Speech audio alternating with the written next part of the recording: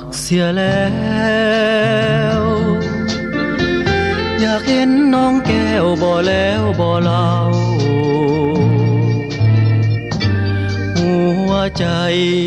อ้ายฮ้อนเหมือนดังไฟเผาทั้งที่เฮาเห็นกันเกือบทุกวันอ้ายอยากเห็นจนอดบ่ไหวอยากเห็นจอมใจจึงได้มาผ่านเห็นเพียงเคหาอ้ายก็สุขสันต์ทุกคืนวันไฟฝันอยากเห็นน้องนานยามราตรีมีแสงสว่างส่องมางามนักหนาสีฟ้าห้องนอนของนางเจ้าของห้องนอนคงจะอ้างว้างจึงครวญค้างห้องเพลงโศกออกมาหากวันใดอ้ายบ่ได้เห็นใจแทบกระเด็นเหมือนเป็นคนบ้าเถิงนอนอ้ายนี้ก็บ่หลับตาพออยากเห็นหน้าแก้วตาขวัญใจผู้ดีอ้ายอยากเห็นจนอดบ่ไหวอยากเห็นจอมจึงได้มาผ่านเห็นเพียงเคหาอ้ายก็สุขสันต์ทุกคืนวันไฟฝันอยากเห็นน้องนายามราตรีมีแสงสว่างส่องมางามนักหนาสีฟ้าห้องนอนของนา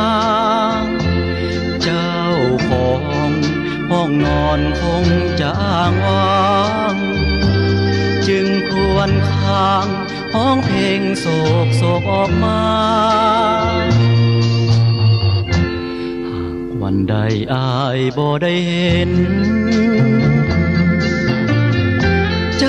แทบกระเด็นเหมือนเป็นคนบ้าถึงนอนอ้ายนี้ก็บ่หลับตาพออยากเห็นหน้าแก้วตาขวัญใจผู้ดี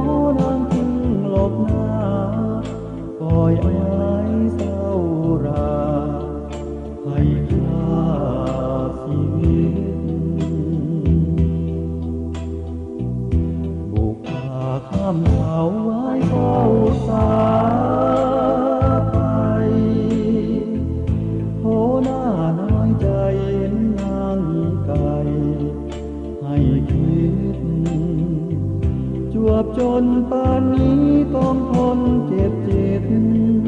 เมื่อรู้ว่าลงเข็มหักนางข้างเดียวอ้ายจึงอยากให้หรือชั่วอย่างไรนางจึงได้หนีไกลบอกเดียว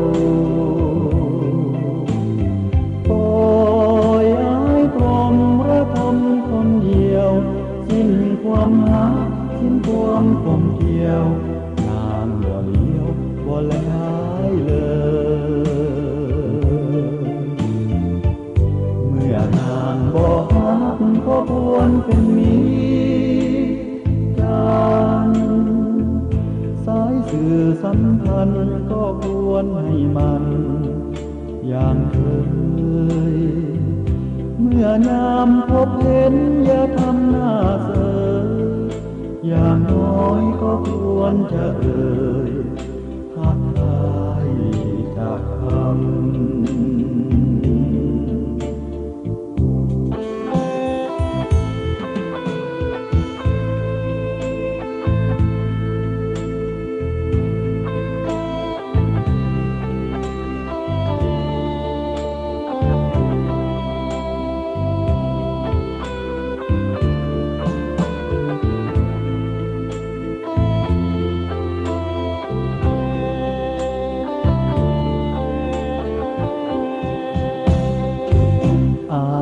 จนอยากหาย